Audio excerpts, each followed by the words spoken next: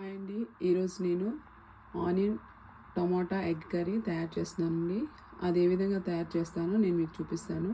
ముందుగా బాండీలో ఆయిల్ పోసుకొని ఆయిల్ వేడెక్కిన తర్వాత దానిలో కొంచెం పసుపు వేసుకొని ఉడకబెట్టిన ఎగ్స్ తీసి అందులో వేసి కొద్దిగా వేయించుకోవాలండి. అయితే ఈ విధంగా వేయించుకొని పక్కన పెట్టుకోవాలండి. తర్వాత ఆవాలు, జీలకర్ర, ఆనియన్స్, కరివేపాకు వేసుకొని వేయించుకోవాలి. ఆనియన్ అయితే బాగా వేగిందండి. ఇందులోకి వచ్చి పసుపు వేసుకున్నాం, కొద్దిగా సాల్ట్ వేసుకున్నాం. ఇప్పుడైతే టమాటా కూడా బాగా దగ్గర పడిందండి. ఇప్పుడు ఇందులో కారం వేసుకున్నాం. కొద్దిగా వేగిన తర్వాత ఇందులో కొంచెం వాటర్ పోసుకుందామండి. కారం కూడా బాగా వేగిందండి. ఇప్పుడు ఇందులో కొద్దిగా వాటర్ పోసుకున్నాం. బాయిల్ చేసి పెట్టుకుని ఉంచుకున్న ఎగ్స్ కూడా ఇందులో వేసేసుకున్నాం. కర్రీ అయితే రెడీ అయింది.